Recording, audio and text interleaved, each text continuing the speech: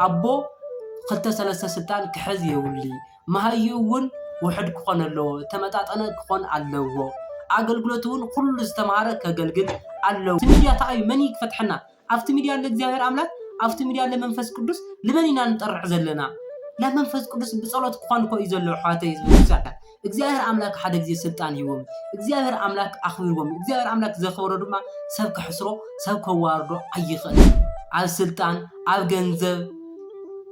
ኣብ ኣገልግሎት ብዙሓት ችግራት ሃም ዘለው ይናገረለው ከም ዘለውን ሁላትና ንፈልጥ ኢና ብነትና መኽር ሓደ ሰብ ኣይስተኻኸል ከይመስለኩም ሓደ ሰብ ኣነ ስለዝመኽርኽዎ ኣነ ስለዝገሰጽኽዎ ይኾነይ ዝስተኻኸል ኣብ ስልጣን ዘለና ሰባት أنا زبل خوات زخون بلي أنا زخون نجر يلنينا بتعبيد كنموتر يمناي حدا باباس زخون يكون عب سلطان زلو من حزيو كهنات حزيو مؤمنات حزيو كمان رح زقلح بس مع وول ومنفس قدوس أهادو أملاك محرتو أبزيحو معاتو أطفيئو نابزي ساعات زي كنبتصح زفقده نا نقوسات نقوس نا حيالات حيال ናይ ሁሉ ፍጥረት ጎይታ ዝኾነ እግዚአብሔር አምላክ ስሙ ካባጽናፈ ዓለም እስከ ባጽናፈ ዓለም ዝተኸበረን ዝተመስገነን ይኹን ሰላም አመል ዓለም እትርከቡ ሰላም እግዚአብሔር ካባኹም ከይተፈለየ ዛ ሰዓት እዚኣ እግዚአብሔር አምላክ ስሙ ክነመስግን ስለ ስሙ ክንመሃሃር ባሪኹ ቀድሱ ስለ ዝሃበና ብድጋሜ ክብርን ምስጋናን ንዑ ይኹን ሰላም ኣሕዋተይ ህዝበ ክርስቲያን ኣብዚ ቪዲዮ ዚ ሕዘልኩም መጽእ ዘለኹ ሁላትና ህዝበ ክርስቲያን እንልዕሎ ጥያቄ ካብ ቤተ ክርስቲያን ከይንርሕ ዘድልየና አገዳሲ መልእኽቲ ስለ ዝኾነ ሁላትና ድማ ኣብ ቤተ ክርስቲያንና ጸኒዕና ቤተ ክርስቲያንና ዘድልያ ነገር እናቀረብና ዘየድልያ ነገር ድማ እናፈታሕና ናይ ቤተ ክርስቲያን ችግራት ዘለው ድማ ብዝተኻለና መንገዲ እናፈታሕና ክንኸድ ዛቢሎዚያ አገዳሲ ስለ ዝኾነት ሁላትኩም ዝቪዲዮ ዝበጽሕኩም እስካ መጨረሻ ትዕግስ ገይርኩም ስምዕዎ ለብዙሕ ሓሳባት ድማ ሼር ጎርዎ ሰብስክራይብ ሊጎርኩም ታልኩም ሰብስክራይብ ጎሩ ኣብዚ ቪዲዮ እዚ እንመሃሩ ኣሕዋተይ ህዝበ ክርስቲያን ኣብ መንበረ ሰላማ ተፈጢሩ ዘሎ ችግር እንታይ እዩ ኣብ መንበረ ሰላማ ተፈጢሩ ዘሎ ችግር ብኸመይ ይፍታሕ ኣብ መንበረ ሰላማ ተፈጢሩ ዘሎ ችግር እንናገሮ ዘለና ኣብ ሚድያ ወፂና እንናገሮ ዘለና تو أمن ورا سلامات فتير زل الشجر بخامودي كفتح زلوا مصحف قدس شجر أبيت كسان كفتر كله بخامي هامل فتح انتهى يبلنا زبل بدم غيرنا كن نجاجرين حواتي نعيت نجار عند بيت نعخم دما سمع عزن البنا يهابني يهاوخم نابلخو العيلو زجمرني أجمير دما نكفتسوني نا أملاك قدس فقاد يخون نابلخو እስካም መጨረሻ ሓቢርኩም ንጽንሑ ምክንያቱ አመን መረ ሰላማ ዘለው አቦታትና ጳጳሳት ካህናት ዲያቆናት አቤተ ክርስቲያንና ኮታት ዘሎ ችግራት በሙሉ ዝፍትሐሉ መንገዲ የክናገር ኣሕዋተ ህዝበ ክርስቲያን አነ ካብ ብዙሓት ፈሊጠ ከይኾንኩስ እታ ዘላትኒ ብዙሕ ህዝበ ክርስቲያን ካብ ቤተ ክርስቲያን አቤተ ክርስቲያን ኸ ችግር ዘሎ ድዩ ቤተ ክርስቲያን ኸ አቤተ ክርስቲያን ዘሎ ቦታት ኸ እዚ ይገብሩ ድዮም በቃ ኢሉ ተስፋ ቆሩ ዝረሕ ህዝበ ክርስቲያን በዚህ ኣሕዋተይ ስለዚህ ታናየ ቃል ለብዙሕ ህዝበ ክርስቲያን መጽናዕነት ክትኾን ስለትኽእል ቤተ ክርስቲያንና ብኸመይ ክነጽናዓ ሃምዘለና ብኸመይ ኣብ ቤተ ክርስቲያንና ኮይና ክነገልግል ሃምለለና ኣብ ቤተ ክርስቲያንና ዝተፈጠረ ችግርኻ ብኸመይ ክንፈትሖ ሃምዘለና ብዝተኻለኒ ክናገር ኣሕዋተይ እስካ መጨረሻ ድማ ስምዕዎ ኩለኩም ይደሊ ስለዚህ ኣብ መንበረ ሰላማ እንታይ ችግር ተፈጢሩ እንታይ ችግር ሃም ተፈጠረ ትሰምዑለኩም ኢኹም ኩሉ ኣብ ሚድያ ወጥኦም ይናገሩሉ ብዙሓት ኣሕዋትና ተመንበረ ሰላማ ዘሎ ችግር ብኸመይ ክፍታሕ ዝኽእል መጽሐፍ ቅዱስኻ ኣብ ቤተ ክርስቲያን ዝተፈጠረ ችግር ብኸመይ ሃም ዝፍታሕ ይነግረና ዶ ዝብሉ ነገራት ክነግረኩም ኣሕዋተይ ህዝበ ክርስቲያን ስለዚህ እቲ መጀመርያ ክንናገሮ ዝግበአና ብመንፈስ ቅዱስ ሓድነት በፍቕሪ ብየዋህነት በትዕግስትነት ኢና ክንመሃር ዝግበአና ምክንያቱ ሃይማኖትና ሓደ ክርስቶስ ሓንቲ እምነት ሓንቲ ጥምቀት على إفسون معرفة 4 قصة 5 همزل ينقرنا حواتي هزب كريستوس ስለዚህ نحن ድማ ሓደ ክርስቶስ همزلنا ሓደ እምነት همزلنا ሓደ ጥምቀት همزلنا ሓሲብና ሓደ ኣተሓሳስባ ኮይና ብሓደ ልቢ ክንረዳ ቤተ ክርስቲያንና ዘለዋ ችግር ክንፈትሕ ናይ ሁላትና ሓላፍነት ናይ ሁላትና ኣስተዋጽኦ የድልየና حواتي هزب كريستوس ስለዚህ ብዙሓት ህዝቢ ክርስቲያን ኣብ ቤተ ክርስቲያን ተፈጥሮ ዘሎ ችግር ምኽንያት ብዙሕ ካብ ቤተ ክርስቲያን ይርሕቕ ኣሎ ኣቦታት ከ እዚ ይገብሩ እዮም ብስራ ሃይማኖትና ከምዚ ድያ ከምዚ ምዃንና እኮ ኣይፈልጢ ነይረ ኢሉ ብዙሕ ሰብ ሰኣን ትምህርቲ ዋሕዲ ብዙሓት ምእመናን ካብ ቤተ ክርስቲያን ይርሕቕ ኣለዉ እሞ ኸ ንሕና ከታእና ክንገብር ኣለና ሱቕ ክንብል ኣለና ባዕልና ንባዕልና ክንወቃቀስ ኣለና ብምውቃስ ዲኸ ዝፍታሕ ነገራት ኣይፍታሕ ኣሕዋተይ ህዝቢ ክርስቲያን ስለዚ ኣብቱ ኣብ መንበረ ሰላማ ተፈጢሩ ዘሎ ችግር ብዙሓት ኣሕዋትና ይናገርዎ ኣለዉ ኣብ ስልጣን ኣብ ገንዘብ ኣብ ኣገልግሎት ብዙሓት ችግራት ከም ዘለዉ ይናገሩ ኣለዉ ከም ዘለውን ኩላትና ንፈልጥ ኢና እቲ ችግር እሱ ኸ ብኸመይ እዩ ዝፍታሕ ለቦታት ብምውቃስ ድዩ እቲ ነገራት እሱ ኸ መፍትሒ እሱ ድዩ ዝብል መጨረሻ ክንነጋገሩና ትኽክል ድዩ ዝብል መጨረሻ ክንነጋገሩና ግን ትንንገር ዘሎ ኣብ መንበረ ሰላማ ተፈጢሩ ዘሎ ችግር ኣብ ስልጣን ኣብ ገንዘብ ኣብ ኣገልግሎት ዘሎ ችግር ይፈታሕ ሓደ ኣቦ ክልተ ሰለስተ ስልጣን ክሕዝ የብሊ መሃዩ እውን ውሕድ ክኾን ኣለዎ ተመጣጠነ ክኾን ኣለዎ ኣገልግሎት እውን ኩሉ ዝተምሃረ ከገልግል ኣለዎ ላበሉ ብዙሓት ኣሕዋትና ይናገሩ ኣለዉ ኣብ ሚድያ ወፂኦም መፍትሑ እሱ ድዩ እየሱ መጨረሻ ክነግረኩም ኣሕዋተይ ህዝቢ ክርስቲያን ስለዚ ብዙሓት ዝነገራት ችግር እዙይ ኸ ብኸመይ ይፍታሕ መጽሓፍ ቅዱስ መሰረት ኸ እንታይ ይብለና ዝብል ድማ ክንነጋገር ኣሕዋተይ ህዝቢ ክርስቲያን እቲ ችግር እዚ ተፈጢሩ ኣሎ ከም ዘሎ ንኣምን ኢና ኣብ ገንዘብ ኣብ ስልጣን ኣብ ኣገልግሎት ችግር ኣብ ስኻ ዘመደኢኻ ስኻ ቤተሰብ ኢኻ ዝብል ዘሎ ችግር ብኸመይ ይፍታሕ መጽሓፍ ቅዱስ እንታይ ይብለና ተልኩም ኣሕዋተይ ህዝቢ ክርስቲያን መጀመርያ እዚ ነገራት እዚ ብኸመይ ክንፈትሖ ዝግበና ብየዋህነት ብትሕትና ብምቕራብ ኣብቲ ዝተጋገየ ሰብ ኣብቲ እንወቕሶ ዘለና ሰብ ቅድሚ ናብ ሚድያ ምውፃእና ቅድሚ ኩሉ ነገራት ምንጋርና ብቐረባ እንፈልጦ ስልጣን ዘለና መዘናና ዝኾነ ኣነ ኣብ ታሕቲ ኮይነ ልቶም ዓብዪ ዘለዉ ብዙሕ እግዚኣብሔር ኣምላክ ዓብዪ ስልጣን ዝሃቦ ክወቕሶም ወይም ክመኽሮም ዘይኮንኩስ ኣብ ጥቕኦም ዘሎ እቲ ምክንያቱ ኣብቱ ስልጣንሱ ኣብቱ ኣብ መንበረ ሰላማ ውሽጢ እሱ ዝተጋገዩ ሰባት ኣለዉ ዘይተጋገዩ ሰባት ድማ ክህልው እዮም ግዴታ እዩ ኩሎም ማዕረ ክኾኑ ይኽእል እዩ ስለዚ እቲ ዘይተጋገየ ሰብ ልቱ ዝተጋገየ ሰብ ክእርሞ ይግባእ ከስተኻኽሎ ይግባእ ብትሕትና ከረድኦ ይግባእ ብየዋህነት ከረድኦ ይግባእ ቁፅሪ ሓደ ኩላትና ቀድሚ ምንጋርና ማለት እዩ ኩላትና ቀድሚ ዝነገራት ምስማዕና ወይም ኣነ ፈሊጦ እዮ ተኾይነ ልቶም ኣብ ጥቖም ዘለዉ ኣቦና ንምንታይ እዚ ይግበር ኣሎ ንምንታይ እዚ ይኸውን ኣሎ ብትሕትን ባባ ይረድኡና ብየዋህነት ባ ይረድኡና ኢልና ክነረድኦም ይግባእ እዚ ድማ እንታይ እዩ መጽሓፍ ቅዱስ ድማ ኣብ ገላትያ ምዕራፍ 6 ካብ ቁፅሪ 1 ብትሕትናን ብፍቕርን ነገራት ከም ዝፍታሕ እዩ ዝነግረና ኣሕዋተይ ህዝቢ ክርስቲያን ብትዕግስትን ብትሕትናን ብምውቃስ ዘይኮነ ብምውቃስ ክኸውን የብሉ እዚ ክንርድኦ ዝግበአና ኣሕዋተይ ህዝቢ ክርስቲያን እቲ ካልኣይ ድማ ኣሕዋተይ ህዝቢ ክርስቲያን ብኣካል ምንግጋር ቀሪብና ትለሎ ችግራት እዚ ንምንታይ ይኾን ኣሎ ኢልና ቀሪብና ክንነጋገር ይግባእ ብኣካል ክንነጋገር ከም ዘለና ድማ ማቴዎስ ምዕራፍ 18 ካብ ቁፅሪ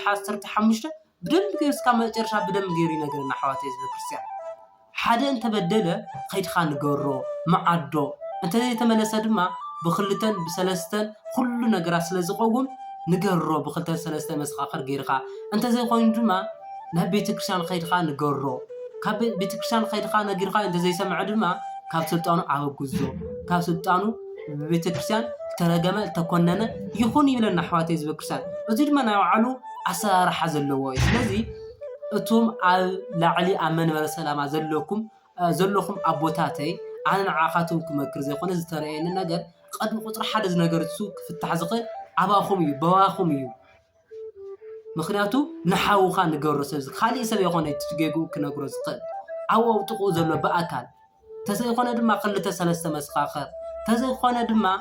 ኣሕዋተይ ቤተክርስትያን ዝከልከሎ ብማሕበር ማለት እዩ ብማሕበረ ካህናት ብኩሉ ናይ ቤተክርስትያን ኣገልገልቲ ብሽማግሌታት እቲ ነገራት ተራእዩ ብናይ ብዙሓት ድምፂ ኮይኑ ትሸግር ዚማ ክፍታሕ ኣለዎ እንድሕርሱ ካብኡ ዘይምራሕ ካብኡ ዘይበር ተኮይኑ ድማ ካብቲ ስልጣኑ ይወርድ ዝተኾነነ ዝተረገመ ይኹን ይብለና እቲ መጽሓፍ ቅዱስ ኣሕዋተይ ህዝቢ ክርስቲያን ምክንያቱ ኣብ መንጎ ክልተን ሰለስተን እግዚኣብሔር ኣምላክ ከም ዘሎ ትሕት ኢሉ ይነግረና ካብ 19 ምናምን ዘሎ ኣብዚ 18 ማቴዎስ ማለት ኣሕዋተይ ህዝቢ ክርስቲያን عمونكو خلتن سلستن أنا أما أخلكم ألخو يلنا سلزي عمونكو خلتن سلستن كريستوس أملاك منفس قدس عمزلو أفتا بيت كريستيان محاور كلاتنا كلنا كوسن كل دما منفس قدس عمزلو إنا نعمل سلزي بزنا جراتزي كنفتحو همزلنا سالساي دما حواتي حزب كريستيان كنصلي زغبنا كنصلي له تنغرات سو زي سمعو تكون ما صلوت كوجلهم يغبا كنصلي يغبا تمنبر سلاما زلو ጠንኪሩ ንክኸል መንፈስ ቅዱስ ንክመርሖ ክንጽልይ ሎም ይግባእ ምክንያቱ ሰባት እዮም እዚ ድማ ክንጽልይ ዝግበአና ድማ ታይ ነገረ ቀዳማ ዮሐንስ ምዕራፍ 5 ቁጥሪ 16 ክነሳልሎም ሃምዘይና ክንጽልየሎም ሃምዘለና ክንወቅሶም ሃምዘይና ይነግረና ሓዋት ዝክሳን ብጸሎት ብመንፈስ ቅዱስ ምክንያቱ ብናትና ምኽር ሓደ ሰብ ኣይስተኻኸል ከይመስለኩም ኣነ ስለ ዝምኸርኽዎ ኣነ ስለ ዝገሰጽኽዎ ይኾነይ ዝስተኻኸል ሓዋት ዝክሳን መንፈስ ቅዱስ ይከስተኻኸል ዝኽእል መንፈስ ቅዱስ ይግግስጽ ዝኽእል መንፈስ ቅዱስ ክመርሕ ዝኽእል ስለዚህ መንፈስ ቅዱስ ንክግስጽ መንፈስ ቅዱስ ንክመርሕ መንፈስ ቅዱስ ላብ ልቦም ንክምልሶም ቁጥር ሓደ ክንገብሮ ዝግባእ ጸሎት እዩ ሓዋት ህዝቢ ክርስቲያን እዚ ለገበርና ድማ ነገራት ክፍታሕ ኣይኽእል ሳልሳይ ድማ ሓዋት ህዝቢ ክርስቲያን ከም ጸላእ ክንቆጽሮም ኣይግበናይ ዋላ ተተጋገዩ ዋላ ተጥፉውን ከም ጸላእ ጌርና ክንቆጽሮም የብና ሓዋት ክርስቲያን እግዚአብሔር አምላክ ሓደ ጊዜ ስልጣን ይዎም እግዚአብሔር አምላክ አኽብርዎም እግዚአብሔር አምላክ ዘኽብሮ ድማ ሰብ ክሕስሮ ሰብ ከዋርዶ ኣይኽእል ስለዚህ ክብርነቶም እናዘንጠልና ልዑም ዘይምጥን ነገራት እናተናገርና አሚዲያ ላወፃና እናገረልና ሓዋት ህዝቢ ክርስቲያን ከም ጸላእ ክንቆጽሮም ሃምለዩና بفقري كنا ردهم هم زلنا صلاينا من يحوات حزب كريستيان شيطان يصلاينا خالي صلايناي مخناتو نحنا كلاتنا حواتنا كلاتنا من قسمات كنورسينا زندلي كريستوس بدمو يو مرغمنا كونينا اطفينا منتي بصقا እግዚአብሔር بنصا فقاد كندحن ماتيو بحاده امنت بحانت ጥምቀት منتان كندحن እዩ ክርስቶስ አምላክ ደሙ خفيلنا حواتي زكس كلاتنا حواتينا صلاة غيرنا كون قصر حمزينا دما خلأي تسلوجه معرف سلسته كقطر 14 እስከ 15 ይነግርና ስለዚህ በፍቅር ከነሩ ብዙሓት ሰባት ለና ሓደ ከህን ሓደ ጳጳስ ተጋጉይ ምናምን ክነሰምዕ ከለናስ ክብሩ ንዝንጥሮ አይነ ሳለሞን ግን ተመስቀድና መን እዩ ተስልጣና መን እዩ ናይ እግዚአብሔር አምላክ እዩ ልጋገለ ለመን እዩ ባዕሎም እዮም ዝጋገዩ ዘለው ተስልጣኖም تكبرهم يخوني حواتي زكريا سلازي كغاغي كله كستقاقل دام كنصللهم دام زلنا نمبر كبرهم كنزنطرهم نزيوم يسالمي بقى بيت كريستيان يلاي بزيوم دخ بيت كريستيان تمرح لا وقسا عين قدادن كلكم دي حواتي زكريا رابعه ما انا كبرو زدلي تنغرات تفطيرو بزح نغرات تفطيرو ኣብ ገንዘብ ኣብ ስልጣን ኣብ አገልግሎት ችግር ተፈጥሩ እቲ ችግር ሱ አመንበረ ሰላማት ተፈጥሩ ጉዳይና ላይና ክንገብሮ ዘለና ለእግዚአብሔር አምላክ ለመንፈስ ቅዱስና ክንገብሮ ዘለና ለዓለማው ቤት ፍርዲ ክንወስድ ሃምዘይና ለዓለማው ቤት ፍርዲ ክንውጦ ሃምዘይና ለሚዲያ ክንውጦ ሃምዘይና በደንብ ግልጽ ገይሩ ቀዳማይ ቆሮንቶስ ምዕራፍ 6 ካብ 1 እስከ 7 بدم بغيري نغرنا ጉዳይና ለእግዚአብሔር አምላክና ክነቅርቦ ዝግበአና ለሚዲያ ክነውጦ ሃምዘይና ለዓለማው ቤት ፍርዲ ክነውጦ ሃምዘይና እዚ ድማ ሃሙ ክናሰብ በደል ለዓለማው ቤት ፍርዲ ነውጽ ተኾና ለሚዲያ እንውጽ ተኾና ለሰብ እንخصص ተኾና እስኻ መበደልኻ እስኻ መጥፋእኻ መሐሸ ይለና ቁጥር 7 ምዕራፍ 6 ቀዳማይ ቆሮንቶስ ማለት بدم ገይርኩም ራእዩ ሓዋት ዝብክሰ ስለዚህ ሰባት ከጥፈው ከለው ሰባት ከብድሉ ከለው ለሚዲያ ንጎይ ለለና ሰባት ክንረም ይግባ በጣም እንጋገለና እሳቶም ተኸክልዮም ዘለው ይኾን ከዝብ ዘለው መፍትሒኡ ግን ኣብ ሚዲያ ይኾነ መፍትሒኡ አንታዩ ኣብ እግዚአብሔር ዘለው መንፈስ ቅዱስ አባና ሓዲሩ ኣብቱ ዝበደለ ሓዲሩ ይልቡ ዘራርህሉ ላው ልቡ ንክምለስ ንከስተኻኸል እንበር ናብ ሚዲያ ብምውፃና እንወቃቀስ ተኾና በዓልና እንከሳሰስ ተኾይና እተሓደ ኣነ ተኽክል ይሉ ላ ሚዲያ ዝወጽ ተኾኑ እተሓደ ድማ ኣነ ተኽክል ይሉ ላ ሚዲያ ዝወጽ ተኾይኑ ብናዓና መንገዲ ላ ሚዲያ ላወጻና እቲ ሚዲያ ታዩ መን ይክፈትሐና ኣብቲ ሚዲያ ለእግዚአብሔር አምላክ ኣብቲ ሚዲያ ለመንፈስ ቅዱስ ለመኒና ንጠርዕ ዘለና ለመንፈስ ቅዱስ ብጸሎት ክኾን ኮ ይዘለው ሓዋተይ ህዝቢ ክርስቲያን እና ነገር እዚ ለአና ዝምጥን ኣይኾነይ ንጋገለና መጽሐፍ ቅዱስ ብደም ገርና ታይ ይብል ኢና ንረዳ ብዙሓት ክርክራት ተላዓሎም ኣብ ሃዋርያት ኣብ ሓድስ ኪዳን ብዙሓት ክርክራት ተላዓሎም እዮም በተለይ ኣብ ግርዘት ዝነበረ ኣብ ግብረ ሃዋርያት ምዕራፍ 15 ክንርኢ ከለና ብዙሓት ችግራት ተፈቲሖም እዮም ብናይ መንፈስ ቅዱስ ፍቃድ ሃምሉ ኮነ ድማ ይናገሩ ዝነገራት መፍትሕ ዝገበርናሉ ብናይ መንፈስ ቅዱስ ፍቃድ ሃም ዝኾነ ድማ ብደንብ ገይሮም ይናገሩ ማለት እዩ ኣሕዋተይ ህዝቢ ክርስቲያን ስለዚ ችግራት ክፍጠር ከሎ ኣብ ቤተ ክርስቲያንና በቲ ማቴዎስ ምዕራፍ 18 ዝበልዎ መንገዲ ክንኸድ ይግበአና እምበር ላፍቲ ዓለማዊ ነገር ላ ሚድያ እዚ ለኣና ኣልምጥና ይኮነ መንፈስ ቅዱስ እዩ ዝመርሐና ካብ ቤተ ክርስቲያን ዝመስረታ መን ድዩ ክርስቶስ እዩ ላፍቱ ኣብ ቤተ ክርስቲያን ዘለና ሰባት ላሚና ንጥራሕ ላ ክርስቶስ እዚ ክንገብር ይግበአና ኣሕዋተይ ህዝቢ ክርስቲያን ኣብ ቤተ ክርስቲያንና ናይ ጸጋ ውህቶታት ክፍፍል ሃም ዘድልያ ድማ ኣብ ቀዳማይ ቆሮንቶስ ምዕራፍ 12 ካብ ቁጥር 12 እስካብ ቁጥር 21 ብደንብ ገይሩ ብምሳሌ ገይሩ ይረድእና ኣሕዋተይ ህዝቢ ክርስቲያን እዚ ድማ ቤተ ክርስቲያን ሓንቲ ኣካል እያ ሓደ ኣካል ድማ ብዙሕ ክፍልታት ኣለዎ ዓይኒ እዝኒ እግሪ ኢድ ብዙሕ ክፍልታት ኣለዎ ኣሕዋተይ ህዝቢ ክርስቲያን ስለዚ እታ ቤተ ክርስቲያን ሓንቲ ኣካል እንተኮይና እቲ ሓደ ኣካል ድማ ብዙሓት ክፍልታት እንተሃልዩሞ እቲ ዓይኒ ሙሉእ ኣካል ክብል ይኽእል እቲ እዝኒ ሙሉእ ኣካል ክብል ይኽእል ኣይኽእል እስትንፋስ እንድሕር ዘይብሉ እቲ ዓይኒ ክረአ ይኽእል እቲ እዝኒ እውን ክሰምዕ ይኽእል ኩሉ ኣካላት ድማ ተሓባቢሩ ኩሉ ሓደ ኮይኑ እዩ ሓደ ኣካል እዩ ክብል ዝኽእል ስለዚ ኣብ ቤተ ክርስቲያን ዘለና ድማ ኩላትና ሓደ ኣካል ኮይና ኢና ክርስቶስ እንመስል ክርስቶሳውያን እንኸውን ኣብ ቤተ ክርስቲያን ዘለና ሰባት ስለዚ ኣብ ስልጣን ዘለና ሰባት ኣነ ዝበልኽዋ ዝኾን ብለይ ኣነ ዝኸውን ነገር የለን ኢልና ብትዕቢት ክንምውጠር የብልናይ ኣሕዋተይ ህዝቢ ክርስቲያን ሓደ ጳጳስ ዝኾነ ይኹን ኣብ ስልጣን ዘሎ መን ሒዙ እዩ ካህናት ሒዙ እዩ ምእመናት ሒዙ እዩ ክመርሕ ዝኽእል ኣሕዋተይ ህዝቢ ክርስቲያን በይኑ ጠጠው ኢሉ ቤተ ክርስቲያን ክመርሕ ኣይኽእል እዩ ብናይ ብዙሓት ስብስብ እያ ቤተ ክርስቲያን ክትምራሕ እትኽእል ቤተ ክርስቲያን ክትቐፅል እትኽእል ስለዚ ኩላትና ኩሉ ዝተዋሃቦ ኩሉ ካህን ኩሉ ኣገልጋሊ ኣብ ቤተ ክርስቲያን እጃም ሃም ዘለዎ ፈሊጥና ኩላትና ቤተ ክርስቲያን ዕድል ንሃብ ኩሉ ሰብ ከገልግል ኩሉ ሰብ ናብ ቤተ ክርስቲያን ክቐርብ ዕድል ንሃብ ኣብ ስልጣን ዘለና ሰባት በተለይ ማለት እዩ ስለዚ ኣብ ስልጣን ዘለና ሰባት ቤተ ክርስቲያን ብኣይ ብቻ ክትምራሕ ኣለዋ ክንብል የብልናን ኩሉ ዝተምሃረ ኩሉ ዝፈለጠ ኩሉ ትሕትና ፍቕሪ ዘለዎ ቤተ ክርስቲያን ከገልግል ዕድል ንሃቦ ኣሕዋተይ ህዝቢ ክርስቲያን ስለዚ ሓደ ኣካል ብዙሕ ሰውነት ሃም ዘለዋ ቤተ ክርስቲያን ድማ ብዙሕ ጸጋታት እያ ትዕድል ስለዚ ቱ ኣብ ደቂ ሰባት ዘሎ ጸጋ ድማ ኩሉ ሰብ ቤተ ክርስቲያን ከገልግል ብሓደ ኣካል ብሓደ ልቢ ብሓደ እምነት ከገልግል ሃም ዘለዎ ቤተ ክርስቲያንና መጽሓፍ ቅዱስና ይነግረና ኣሎ ስለዚ ኣብ ስልጣን ዘለኹም ኣሕዋትና ልቢ ንግበር ኩላትና ቤተ ክርስቲያንና ከይትጠፍእ ክንፅዕር ኣለና ብዙሕ ህዝበ ክርስቲያን ብናትና ድኽመት ብናትና መውቐቓት ቤተ ክርስቲያን ህዝበ ክርስቲያን ይርሕቕ ኣሎ ስለዚ ኩላትና ሓደ ልቢ ሓደ እምነት ኮይና ክነስተኻኸል ይግበአና ኣሕዋተይ ህዝበ ክርስቲያን እዚ ክብለኩም ከለኹ ኣነ ፈሊጠ ኣነ ትኽክል ኮይነ ኣነ ጻድቕ ኮይነ ኣይኮንኺ እዚ ዝብል ዘለኹ ዝተርአየኒ እየ ዝናገር ዘለኹ ካብኡ ድማ ዝተጋገኽዎ ብኣፍ መላእክቲ ይተኣረመለይ ብኣፍ ሊቃውንቲ ይተኣረመለይ ክብለኩም ይደሊ ኣሕዋተይ ህዝበ ክርስቲያን ኩላትና ድማ ኣብ ሚድያ እንወፅእ ዘለና ሰባት ግን ላብ ምውቓስ ኣይነቀድም በቦታትና ጉባኤ ንፍጠር ማሕበር ንፍጠር ብማሕበር ገይርና ጉባኤ ገይርና ዝነገራቱ ክንፈትሖ ብግልፂ